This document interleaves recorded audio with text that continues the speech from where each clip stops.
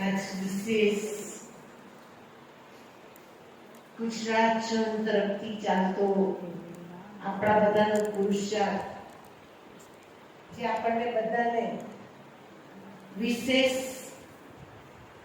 ખૂબ સુંદર પુરુષાર્થ કરાવે છે. જે લોકો આ લિંકમાં જોડાયા છે, મનસા સેવાના ગ્રુપમાં, ઓનલાઈન ક્લાસમાં, કેમ કે ઓનલાઈન ક્લાસે 3 થયા અને મનસા સેવાના ગ્રુપના પણ 3 ક્લાસ થયા. જે લોકો જોડાયા છે એ લોકોનો પુરુષાર્થ તો ફર્સ્ટ ક્લાસ છે, પરંતુ બાકી બધાના પુરુષાર્થને ફાસ્ટ કરવા માટે આજે બાબાએ બોલે કહ્યું कि जितना हो सके उतना क्या करो, बाप को याद करने का अभ्यास करो. अव्यक्त फरिश्ता ब्रह्मा बाप समान बनने का फॉलो आदर मन जीते जगत जी.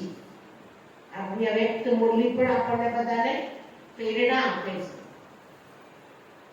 કે બ્રહ્મા બાબાની સામે કશો જ આધાર નહોતો, અંતે છતાં પહેલો નંબર એમણે પ્રાપ્ત કરી લીધો. આપણી સામે તો આટલા સરસ ક્લાસીસ છે, યુટ્યુબ છે, આપણા મહારથી ભાઈ બહેનો છે, આપણને આવું સરસ સેન્ટર મળેલું છે. જ્યારે બાબાના તરનીમ બાબાની પધરામણી થઈ અને પછી બાબાએ જે પુરુષાર્થ કર્યો એ કેટલો ફર્સ્ટ ક્લાસ પુરુષાર્થ. અને એના 90 વર્ષ વીતી ગયા. કેટલા? 90 વર્ષ. આ 90 વર્ષની ઉજવણીના ભાગ રૂપે મે, જૂન, જુલાઈ સેવા કેન્દ્ર બને શાંતિકુંજ. ફક્ત સેવા કેન્દ્ર નહીં, આપણી ગીતા પાઠશાળા, આપણે જે સ્થાન ઉપર રહીએ છીએ આપણું ઘર, આપણે શું બનાવવું છે? શાંતિકુંજ બનાવવું છે. અને શાંતિકુંજ બનશે ક્યારે? ક્યારે બનશે? રોજ ટકરાવમાં આવીશું, રોજ વ્યર્થ વાતોમાં જઈશું, રોજ મોબાઈલ પાછળ વધારે એનર્જી લગાવીશું, રોજ મારી તારીમાં જઈશું, રોજ નાની મોટી લડાઈ ઝઘડામાં ટાઈમ વેસ્ટ કરીશું, તો આપણું ઘર શાંતિકુંજ નહીં બને. કરુણાના સાગર રહમદિલ બાબા એક બાળકને શાંતિદૂત બનાવવા માંગે છે. એક બાળકને શાંતિદૂત. સાધારણ વસ્તુ નહીં. આજ આપણી અંદર એટલું બધું રિયલ પીસનો, શાંતિનો શું હોવો જોઈએ? સ્ટોક હોવો જોઈએ કે આપણે નાની નાની વાતમાં આપણે અપસેટ ના થઈ જઈએ, અશાંત ના થઈ જઈએ, તો આપણું ઘર શાંતિકુંજ બનશે. અને ઘર શાંતિકુંજ બનશે એટલે સેન્ટર પર ઓટોમેટિકલી સાકાર બાબા અને અવ્યક્ત બાબાની एक महावाक्य में वो गमे कि बच्चे कुछ भी नहीं करो, सिर्फ अशरीरी होकर बैठ जाओ और बाप को याद करो, तो तुम्हारे से क्या प्रवाह निकलेगा? शांति का. આપણે કોમેન્ટ્રીથી કોઈ યોગ પણ નહીં કરી શકતા. ફક્ત અશરીરી બને, ફક્ત દેહી અભિમાની બને, દેહપાન અભિમાનથી મુક્ત થઈ આત્મિક સ્વરૂપમાં સ્થિત થઈ ફક્ત બાબાને યાદ કરે. 10 મિનિટ કોઈ જગ્યાએ બાબાને યાદ કરે. ધારો કે હું બેસણામાં ગઈ છું, બેસણામાં આપણો રોલ કયો હોય છે? ખાલી બેસવાનું હોય છે. એ વખતે આપણા શાંતિના વાઇબ્રેશનની એ પરિવારને બહુ જરૂર છે. એ ફોટો ટીંગાડેલી આત્માને તો જોઈએ છે શાંતિ, પણ જે સામે બેઠેલા છે એ લોકોને પણ શાંતિ જોઈએ છે. પણ એ શાંતિ, સાચી શાંતિ એક બાબાના બાળકો પાસે છે. Real peace. દુનિયામાં શાંતિ બહુ છે, થિયેટરમાં છે, ક્લબોમાં છે, ડ્રિંક્સમાં છે, બધી કેટલી ગેમોમાં છે. ગેમો રમે, ડ્રિંક્સ કરે, જુગાર રમે, દારૂ પીવે, પિક્ચર જોવે ત્યાં સુધી શાંતિ. આ બધા સાધનો હટી જાય એટલે ફરી પાછા દુઃખી. આપણને ભગવાન જે શાંતિ આપે છે અવિનાશી શાંતિ. કેમ કે અવિનાશી બાબા આપણને સાચી શાંતિ આપે છે. અને એ સાચી શાંતિ આપણે આ પરિવારમાં જોડાયા છે. બ્રહ્માકુમારી વિશ્વવિદ્યાલયમાં છે. આપણને જોતાની સાથે લોકો શું કહે છે? ઓમ શાંતિ કે છે કે નહીં કહેતા? ઓમ શાંતિ એના મનમાં નીકળ્યું તો આપણે સામે પણ શું કહીએ છીએ? ઓમ શાંતિ.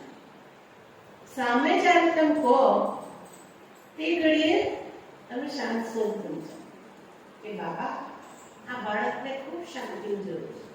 મારી પાસે તો એટલો સ્ટોક નહીં, પણ તો આ બાળકને શાંતિ.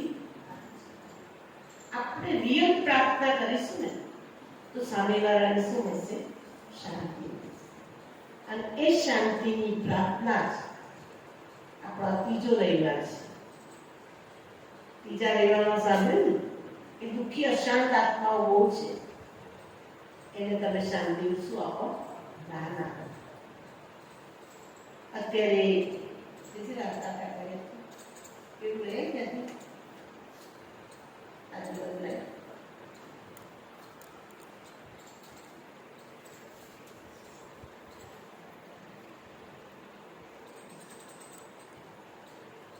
શાંતિ. તો એના માટે આ વખતે 15 જુલાઈ મહિનો આખો સેવા કેન્દ્ર બને. શાંતિ કુંડ, પણ સાથે સાથે શબ્દ કયો વાપર્યો? નિર્વિઘ્ન. કોઈ વિઘ્ન રહેવું જોઈએ. સેવા કેન્દ્ર એટલે યજ્ઞ. યજ્ઞ બને નિર્વિઘ્ન. અને એમાં મારો શું રોલ છે? એના માટે જ આપણે ભેગા થયા છે. બાબાનો મહાયજ્ઞ છે. ગીતા પાઠશાળા એક નાનકડો કુંડ છે. ત્યાં 4-5 બ્રાહ્મણો ભેગા થઈને યજ્ઞ રચે છે. એથી થોડો મોટો યજ્ઞ એટલે સેન્ટર. ત્યાં 40-50 કે 500 લોકો બેઠા છે. એથી થોડો મોટો યજ્ઞ એટલે આખું સબઝોન. એથી થોડો મોટો યજ્ઞ એટલે ગુજરાત ઝોન. અને સૌથી મોટો મહાયજ્ઞ એટલે મધુબન. આ બધા યજ્ઞને આપણે નિર્વિઘ્ન બનાવવાનું છે. આપણી ગીતા પાઠશાળા નિર્વિઘ્ન, બાબાનું ઘર નિર્વિઘ્ન, બાબાનું સબઝોન નિર્વિઘ્ન, બાબાનું ઝોન નિર્વિઘ્ન, અને બાબાનું મહાયજ્ઞ પણ નિર્વિઘ્ન. એના માટેની આપણી જવાબદારી કઈ? જે લોકો મનસા સેવાના ગ્રુપમાં જોડાયા છે, યજ્ઞ માટેની જવાબદારી શું આવે છે ને તમારા લોકોનું? જે લોકો ચાર્ટ ચેક કરતા હશે મનસાના ગ્રુપમાં, 2 દિવસ પહેલા પણ પ્રવીણાબેને મૂક્યું હતું યજ્ઞની જિમ્મેદારી. યજ્ઞની જવાબદારી સાકાર બાબાના વખતની અંદર बाबा કેટલી વાર મોડલિંગ ચલાता कि जब यज्ञ में बेगरी पाठ शुरू हुआ तो बाबा के पास कटोरी भर भर के अनाज ले आते थे, चीनी ले आते थे. अपने घर में अपने बच्चों के लिए नहीं रखते थे, लेकिन यज्ञ में देते. इन्हें कहेवाय यज्ञ माटेनी जवाबदारी. અહીંયા બેઠેલા બધાના માથા ઉપર યજ્ઞની જવાબદારી છે. અને યજ્ઞની જવાબદારી મેં જોઈ છે જે જૂની માતાઓ જબરજસ્ત કે જેની કોઈ કલ્પના ના કરી શકે. આપણા કુમુદ માતા તે ઘડી આપણા નડિયાદમાં કે કોઈ જગ્યાએ સેન્ટર પણ નહોતું. અમદાવાદ જોડેનું કનેક્શન દેવા ગીતા પાઠશાળા. અને આવડે વાળી થેલીઓ में ચોખા લઈ જાય, ઘઉં લઈ જાય, બાજરી લઈ જાય અને અમદાવાદ સુધી પહોંચતા. એને કહેવાય યજ્ઞ માતા. યજ્ઞની જવાબદારી જે લોકો લે છે એ યજ્ઞ પિતા બને છે, યજ્ઞ માતા બને છે. તો પહેલું કે મારે યજ્ઞને નિર્વિઘ્ન બનાવવો હોય તો યજ્ઞની જવાબદારી મારા માથા ઉપર થોડી લેવાની. બહેનોને હલકા કરી દેવાનો. કોઈ પણ પ્રોગ્રામ આવ્યો ખાલી બહેનો માટે નહીં, આપણા બધા માટે. બેન સ્ટેજની તમે ચિંતા ના કરો, બેન ભંડારાની તમે ચિંતા ના કરો, બેન વાસણની તમે ચિંતા ના કરો, બેન સબ્જીની તમે ચિંતા ના કરતા, બેન બ્રહ્મા ભોજનની ચિંતા ના કરતા. એને કહેવાય યજ્ઞની જવાબદારી. યજ્ઞની જવાબદારી વાળો માણસ ઊંઘે નહીં. એંગે માથા ઉપર શું છે? અમારા કપિબા ખરેખર એ જૂની આત્માની અંદર બહુ વિશેષતા હતી. દર બુધવાર રાતે આવી જાય અને પેલો ભંડારો ચોખ્ખું ચટકર દે. બાબાને કાલ ભોગ લાગવાનું છે, ટાઇલ્સ થી લઈને આખું ક્લીનિંગ કરી દે અને સવારે ઉઠી ભોગ બનાવવા પેલો જોડ આવતા રાતે ચેક કરે કે શું વસ્તુ નહીં ને. બીજેના બુધવારે ફરી વખત લાય. તે વખત એની પાસે સગવડ નથી. નટ્ટુ કાકાને કપડવન જવું હોય, ડાકોર જવું હોય કે નડિયાદ જવું હોય તો ભાડાના પૈસા રાજેશ બેકર જ હતા. અને તે વખતે એક કપિબાએ યજ્ઞને સંભાળ્યા. આજ કે છે યજ્ઞને નિર્વિઘ્ન બનાવો, યજ્ઞની જવાબદારી ઉઠાવો તો યજ્ઞ ચાલશે કેવી રીતે? આ યજ્ઞની શું છે? આપણી જવાબદારી છે. એ જૂની માતાઓની અંદર રહેજો. આ નવી માતાઓએ આ બધું ભરવાનું છે અને ભરાયેલું છે. મેં જોયું છે. એક ગુરુવારે ખાલી ફૂલનું જ કહ્યું, 4 થી 5 જણ ફૂલ લઈ આવ્યા. નવી આત્માઓ પણ શીખી રહી છે કે બાબાના યજ્ઞની અંદર મારા દ્વારા ફૂલની મારે શું કરવી છે? સેવા કરવી છે. યજ્ઞની જવાબદારી એને કહેવાય કે યજ્ઞ એટલે સેવા. યજ્ઞ એટલે સાધારણ વસ્તુ નહીં. ઈંટો ગોઠવે ને ત્યાંથી બ્રાહ્મણની સેવા ચાલુ થઈ જાય. એ ઈંટો બીજો કોઈ નહીં ગોઠવે. કે જે પૂજન બેસતા બ્રાહ્મણ હોય ને એ જ કુંડ તૈયાર કરે, મસ્ત કુંડ તૈયાર કરે, રંગોળી કરે, બધું કરે. અને બીજે દિવસે છેલ્લી આહુતિ નખાય ત્યાં સુધી એ બ્રાહ્મણ આગો કે પાછો ના જાય, વચ્ચેથી નાની ના જાય. એને કહેવાય યજ્ઞની જવાબદારી. આપણે તો જમ્યા નથી, હાથ બાર ગેટની બહાર મુકાય, બડા ભૂટ મૂકીને આપણે ભાગી છે. તમે યજ્ઞ એટલે મારું ઘર, મારો પરિવાર, ઐશ્વર્ય ફેમિલી છે. મને ખ્યાલ છે જૂના સેન્ટર પર દર બુધવારે એટલું દૂધ આવતું, હું નડિયાદ મોકલતી. કોઈનું ડોલકું ખાલી જ ના હોય, એટલું અનાજ આવતું કે આપણું અનાજ મધુબન સુધી પહોંચતું. ઘઉં 100 મણ ઘઉં આવે, ચોખા 100 મણ. પોતાના ઘરમાં પીપલામ નાખતા પહેલા બાબાનું ઘર શું થાય? યજ્ઞ મારું ઘર છે, યજ્ઞ મારી જવાબદારી છે, યજ્ઞ મારી સેવા છે, યજ્ઞ મારું તપોબળ છે, યજ્ઞ મારું સર્વ પ્રાપ્તિનું સાધન છે.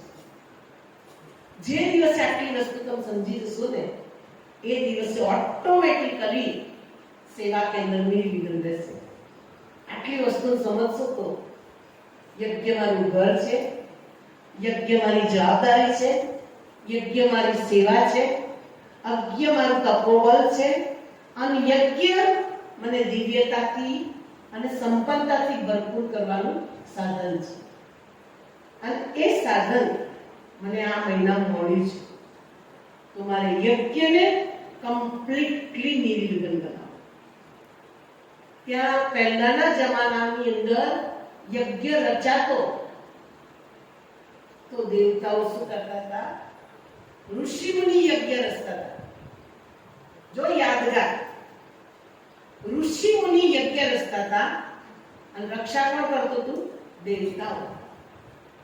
દેવતાઓ તીર કામના લઈને ઉભા રહે કે કોઈ અસુર યજ્ઞમાં અડકાતો નહીં હોય. આ મહાયજ્ઞ છે. કોઈ દધીચી ઋષિની જેમ હડ્ડી સ્વાહા કરી દે છે અને કોઈ યજ્ઞકુંડની અંદર વિઘ્ન નાખવા માટે હાડકા નાખે છે. આહુતિ નહીં, પણ શું નાખે છે? હાડકા નાખે છે. પોતે તો સેવા નહીં કરી શકતા, પણ જે સેવા કરે છે ને એને પણ શું કરે છે? રોકે છે. કેટલો મોટો બોજ, જબરજસ્ત બોજ ચડે છે. અને એટલે તમે જો રામ અને લક્ષ્મણ રાક્ષસો નાખી ના જાય ને, પેરો કેટલો જબરજસ્ત ભરતા હતા. તીર કામના લઈને બે બાજુ ફર્યા જ કરે. પેલા અંતરિક્ષમાં આવે પેલા તીર કામના છોડ દો. તમને તીર કામના છોડાવે કામ કરો, લોભ મોહ અભિમાન. એમ આપણે પણ ભગવાનના મહાયજ્ઞની અંદર કોઈ વિઘ્ન નાખે ને તો શું કરવાનું? આપણે આપણી વિઘ્ન વિનાશક સ્થિતિ રાખવાની, આપણે વિઘ્ન પ્રૂફ બની જવાનું. અને જે દિવસે અહીંયા બેઠેલા બધા જ બ્રાહ્મણ આત્મા વિઘ્ન વિનાશક બની જશે, એ દિવસે ઓટોમેટિકલી બાબાનો યજ્ઞ નિર્વિઘ્ન ચાલશે. કેમ કે ખુદ નિર્વિઘ્ન છે. અને જેને વિઘ્ન નાખવાની ટેવ છે ને, તો પાણીથી પોરા શું કરશે? એટલે આપણી જાતને આપણે અહો સૌભાગ્યશાળી માનીએ કે ભગવાનના રાજસ્વ અશ્વમેઘ અવિનાશી રુદ્ર ગીતા જ્ઞાન યજ્ઞની સેવા કરવાનો ગોલ્ડન ચાન્સ મળે છે. 1937 થી ચાલતો આ મહાયજ્ઞ કેટલા બ્રાહ્મણોએ પોતાની સંપૂર્ણ આહુતિ આપી. 2 દિવસ પહેલા પણ કહ્યું, अपने ही तन मन धन से हम भारत को स्वर्ग बनाएंगे. थोड़ा દિવસ પણ પહેલા કહ્યું કે બચ્ચે अपना सब कुछ स्वाहा करो. चलो તમારી પાસે ધન, એ પણ કહ્યું બાબાએ, તનના કામ કરે તો કઈ વાંધો નહીં, કે મનથી સેવા કરો. મનથી કદાચ સંકલ્પ વિકલ્પો ચાલતા હોય તો તમને ભગવાને ધન આપ્યું છે, એની સેવા કરો. અહીંયા બેઠેલાને નાનું મોટું ધન પડેલું જ. આપણે લૌકિક પાછળ તો બહુ ખર્ચા કરીએ છીએ, પણ અલૌકિક પાછળ આપણે એટલો ખર્ચો નથી કરતા. અને એ ધન આપણે ભગવાનના કાર્યમાં વાપરીએ છીએ તો આપણું ધન પવિત્ર શુદ્ધ બની જાય છે. એટલા મહાયજ્ઞની અંદર આપણે શું આપવાની છે? આહુતિ આપવાની છે. એટલે સાગર આગળ જઈએ છે. એટલે આ યજ્ઞ 1937 થી રચ્યો છે, અત્યારે 2026. એટલે શું લખે છે? 9 દશક મહોત્સવ. અત્યારે બધા સેન્ટર ઉપર પ્રોગ્રામ ચાલે છે 90 વર્ષની ઉજવણી. અને 90 વર્ષની ઉજવણીની અંદર એનો ખાલી પબ્લિક પ્રોગ્રામ ના કરો, પણ ભાઈ બહેનોની ઉન્નતિના પ્રોગ્રામ. ભાઈ બહેનો મજબૂત થવા જોઈએ, પાવરફુલ થવા જોઈએ, શક્તિશાળી થવા જોઈએ. આવનાર પરિસ્થિતિનો શું કરી શકે? સામનો કરી શકે. એવી સાધના વાળા સાધકો તૈયાર કરો, એવા ઋષિઓ તૈયાર કરો. અને એના માટે આપણે આ બધી રાખીએ છીએ. આમ તો સાંજે 5 થી 8 નો પ્રોગ્રામ હતો. અત્યારે આપણને વધારે ટાઈમ મળે, 8 વાગ્યાથી લઈને 12 વાગ્યા સુધી. અને વધારે ટાઈમ લઈએ એટલે આપણી સ્થિતિ પણ અમને છેલ્લે સંભળાવે છે કબેજન, 2 માતાઓને 2 ભાઈઓ. તમને જે યોગનો અનુભવ થયો હોય એ અને ક્લાસનો. એટલે વિશેષ આપણા બળી દીદી જે આપણી સામે એક્ઝામ્પલ છે, બોમ્બે જસલોક હોસ્પિટલ એમના ભાઈની. આપણા યજ્ઞની અંદર બ્રહ્મા બાબા કરતા પણ કરોડોપતિ કોણ હતા? બળી દીદી હતા. સોના ચાંદીના વાસણો જમતા હતા, આખા ઘરમાં ગાલી ચાપા થઈ, પણ ભગવાનના ઘરે રહેવા આવ્યા. ભગવાને જેમ રાખ્યા એમ શું કર્યા? એકદમ સિમ્પલ લિવિંગ રાખી. અને જ્યારથી યજ્ઞમાં આવ્યા ત્યારથી બાબાની મુરલી એક દિવસે વિસ્તાર.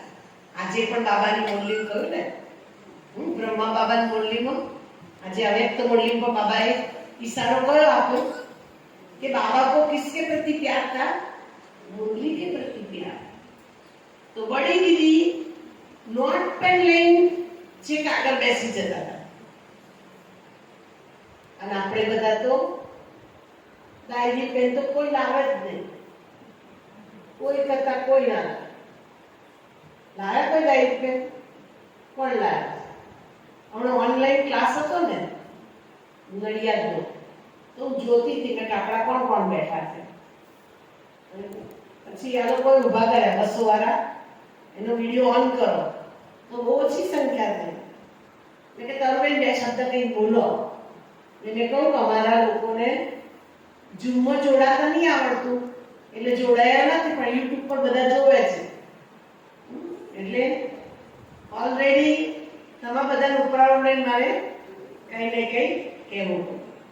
પણ જ્યારે તમને કોઈ પણ મેસેજ આવ્યો, જે લોકો વોટ્સઅપ વાપરતા હોય તો પહેલો બ્રહ્માકુમારી વિશ્વવિદ્યાલયનો 200નો કાં તો તેજલબેનનો મેસેજ શું કરવાનો? ચેક કરવાનો, અને ચેક કરી એનો રિપ્લાય પણ કરવાનો. ઓકે બેન, ના લખતા આવડે તો વોઇસ મેસેજ છોડી દેવાનો. ઓકે બેન.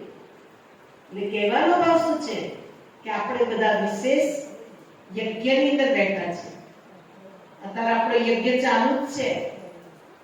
આપણે તન મન ધનથી બાબાની શું કરી રહ્યા છે? સેવા કરી રહ્યા છે. આજે આપણે 2 પ્રોગ્રામ છે.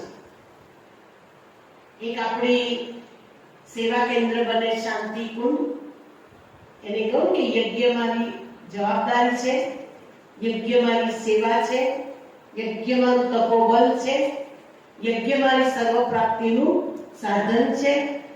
આટલું યાદ રાખીને આપણે પુરુષાર્થ કરવાનો છે. આ બड़ी दीदी विशेष वतन में बाप दादा एवं बड़ी दीदी के साथ दिव्य योग की अनुभूति. ओम शांति. अपने संकल्पों को एकाग्र कर मैं आत्मा इस शरीर से न्यारी मस्तक के मध्य में ज्योतिर्बिंदु में स्थित. आ तो कमेंट की तेजल देन,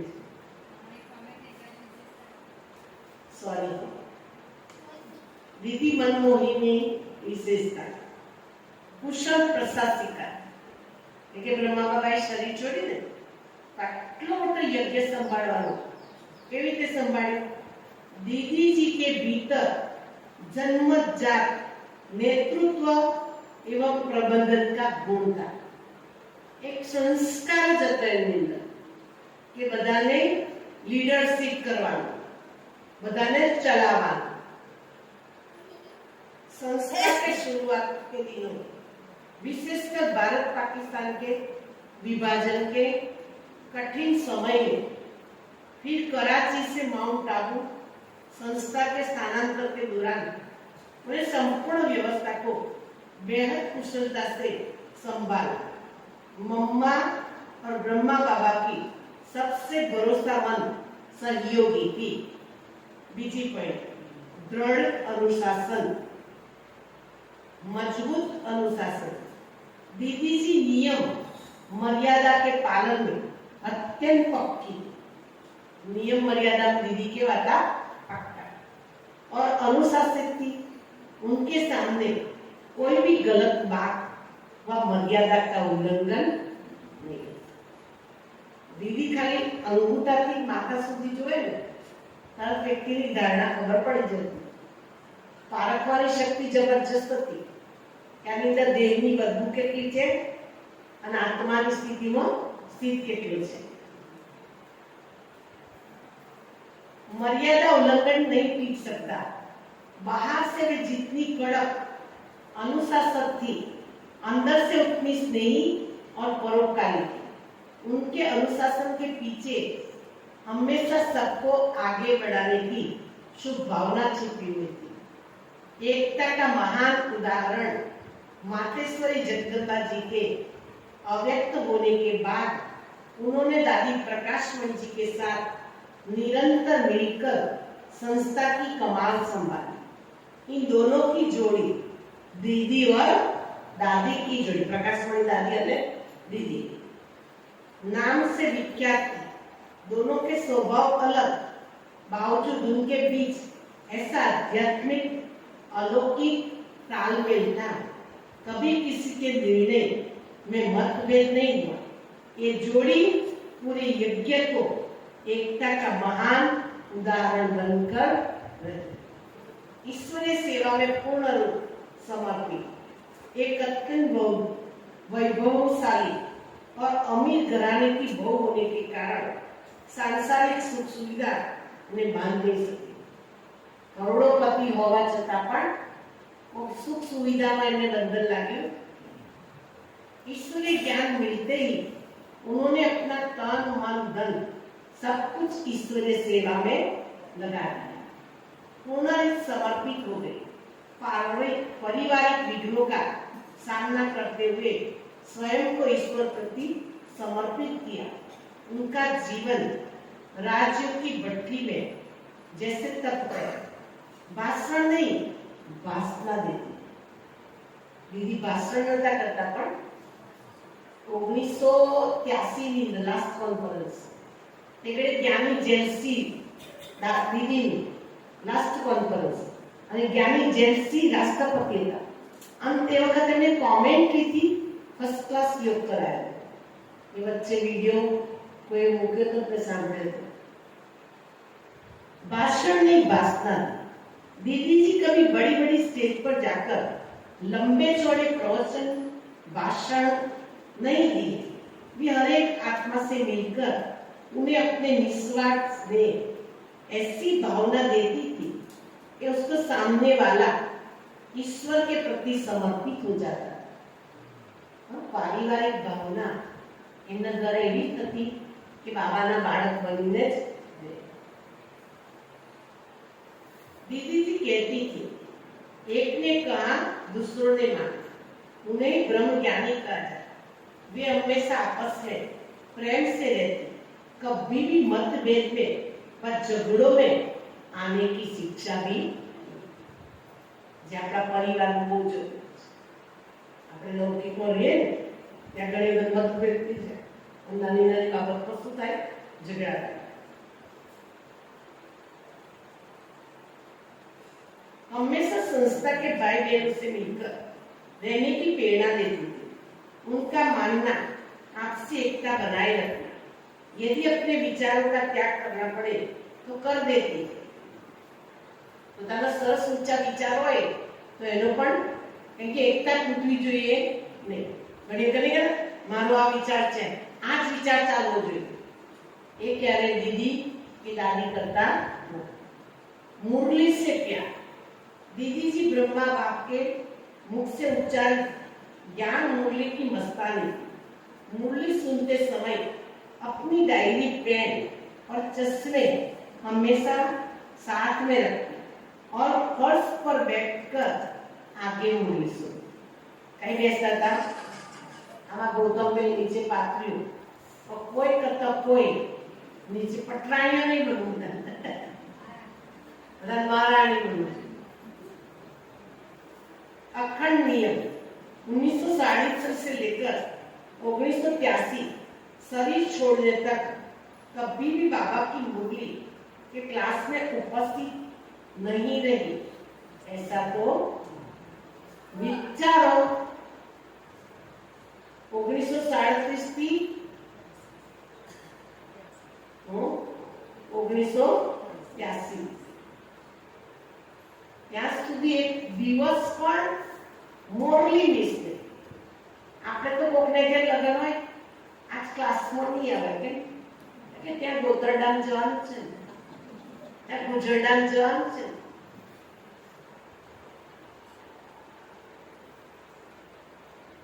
मुरली क्लास में उपस्थित नहीं रहे. बाबा कहीं हर बातों को तुरंत अपने जीवन में धारण कर लेती थी. परम आज्ञाकारी दीदी जी हमेशा बाबा की अंगुली पकड़कर चलती थी. उनके इस समर्पण को देखकर ब्रह्मा बाबा ने उन्हें विशेष वरदान दिया था. अभी आपने बाबा की अंगुली पकड़ी है ना, भविष्य में स्वयं श्री कृष्ण आपकी अंगुली पकड़कर रखेंगे. कयो वरदान आप्યું કે ભવિષ્યમાં કૃષ્ણ તારો હાથ પકડીને જ રાખશે. ઓમ. આ બડી દીદીની શું હતી વિશેષતા.